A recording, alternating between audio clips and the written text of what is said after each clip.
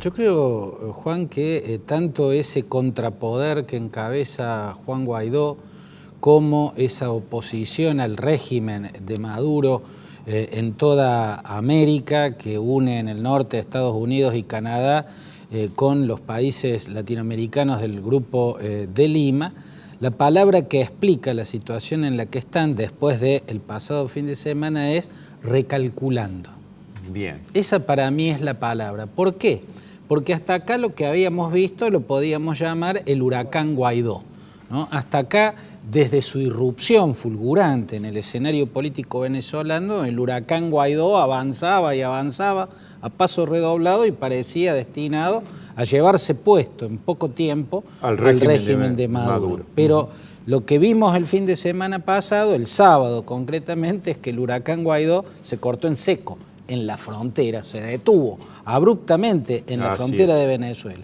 Había puesto demasiado alta la vara, ahí lo vimos errar en sus cálculos por primera vez de una manera bastante gruesa.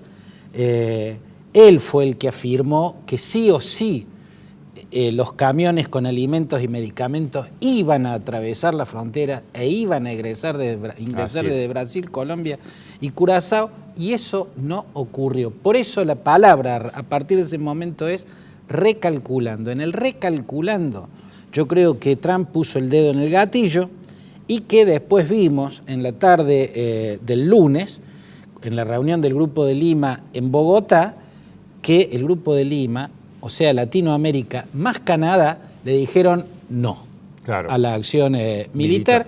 Creo que habrá sido una sorpresa para Washington que tantos países, fueron 10 países, entre ellos la Argentina, los que le dijeron opción militar no. Sigamos viendo otros caminos, pero ese no. Y el dedo salió del gatillo, al menos momentáneamente, y menos mal, Juan. Así es, recalculando. Ya volvemos sobre ese tema, pero antes te quería preguntar sobre esta estrategia de la Cancillería Argentina que se ha propuesto hablar con China, se ha propuesto hablar con Rusia y con Cuba, supuestamente para debilitar el apoyo que tiene Maduro de estas dos potencias y de su principal aliado en Latinoamérica. ¿Eso es factible, Claudio? Y de paso te pregunto, ¿qué intereses juegan Rusia y China en Venezuela? Bueno, la primera pregunta es si la Cancillería Argentina tuviese algún impacto, o sea, lograra algo en su negociación con China y con Rusia sobre Venezuela. Yo tendría por seguro que eso fue por indicación de Estados Unidos. O sea, Argentina no tiene ninguna envergadura, el gobierno argentino no tiene ninguna envergadura para poder realizar esa negociación.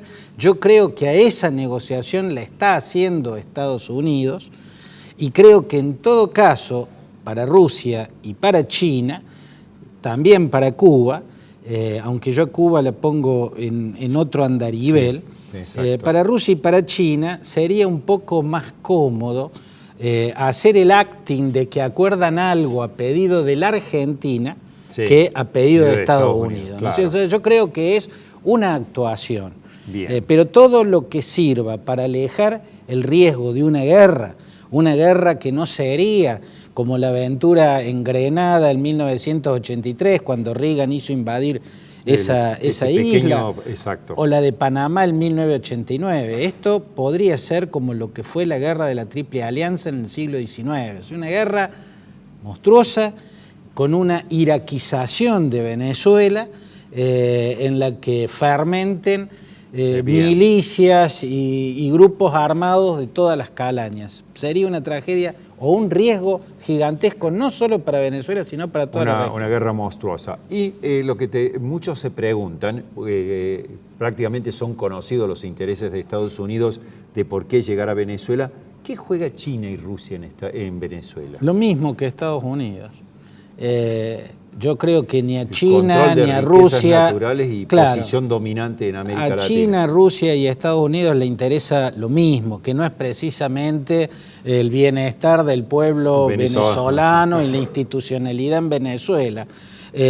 Rusia, en todo caso, tiene una particularidad diferente. Para Rusia es de valor geopolítico y geoestratégico tener un punto de apoyo más en en el barrio, no en el área de influencia íntima de los Estados Unidos. El primer punto de apoyo lo tiene desde la era soviética, que es Cuba, y le interesa por una razón geopolítica, para saltar el cerco geopolítico que implica haber incorporado a la OTAN países que fueron del Pacto de Varsovia e incluso ex países soviéticos como son las repúblicas bálticas. Para China, el gran negocio ha sido, gracias a ese régimen calamitoso y negligente, además de dictatorial y fascineroso, que es el que encabeza el Maduro y Diosdado Cabello, le permitió, otorgándole créditos ultramillonarios que por supuesto ese régimen no puede devolver, irse apropiando de los resortes claves de la producción, de lo que su crecimiento económico descomunal necesita con voracidad. La producción del petróleo, ¿no es cierto? Entonces la cuestión... Y de minerales. Y de minerales estratégicos, hay oro y hay coltan o coltán en el arco minero de la cuenca del Orinoco, ¿no? Por lo tanto, ahí está el núcleo de la cuestión. Yo creo que Estados Unidos tiene la clave para lograr que China le suelte la mano, y China, si le suelta la mano, está haciendo que empiece a caerse el régimen que encabeza Maduro. ¿Cuál es esa clave? Asegurarle a China y también a Rusia que nada de lo que han obtenido a partir de darle préstamos a un régimen ruinoso lo van a perder cuando haya un cambio de régimen. ¿No es cierto? Pero no ha sido esa la prioridad de Estados Unidos. La prioridad de Estados Unidos es que Rusia, China, Irán y Cuba se vayan de Venezuela con las manos vacías. Correcto. Si esa sigue siendo la prioridad, no hay salida negociada. Si la prioridad de Estados Unidos cambia, sí puede haber una salida negociada. Claudio, para finalizar nuestro análisis, te quería preguntar, la crisis de Venezuela ha profundizado la grieta en la Argentina, básicamente entre macristas y kirchneristas, porque ven una solución diferente con respecto a cómo está planteada hoy la crisis en Venezuela. Y, digamos, ¿esto qué impacto podría tener electoralmente en la Argentina en los próximos meses? Bueno, yo no sé si la profundizó a la grieta.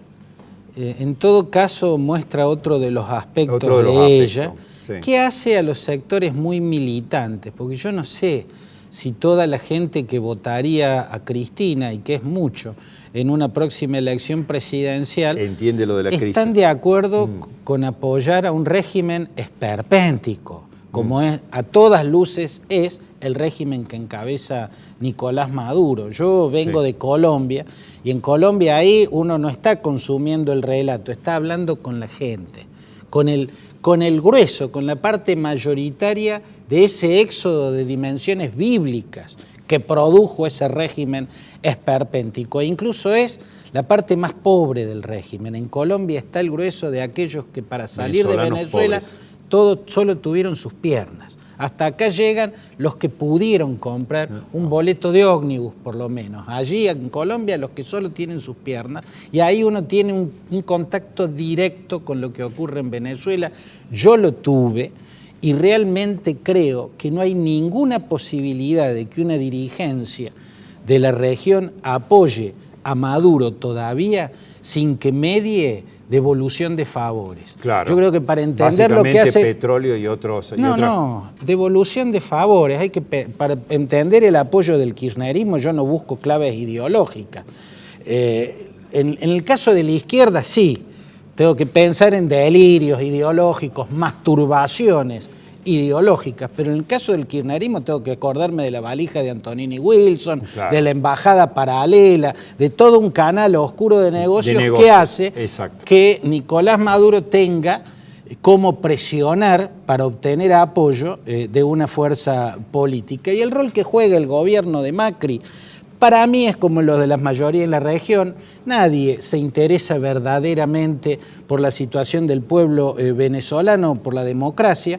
El Grupo de Lima mostraría mucha coherencia si tomara también posiciones duras frente a un gobierno horrible como es el de Juan Orlando Hernández en Honduras. Claro. Juan Orlando Hernández hizo lo que intentó hacer Manuel Es decir, Zelaya y le costó un golpe de Estado, y Juan Manuel Hernández se hizo reelegir con un fraude en Honduras y provocó la caravana esa de migrantes que intenta llegar a los Estados Unidos. Y sin embargo, a Juan Orlando Hernández nadie le dice nada. Claro. ¿Por qué? Diría, bueno, porque todos los gobiernos de la región están haciendo sus acting diría Honduras y también Nicaragua. Bien.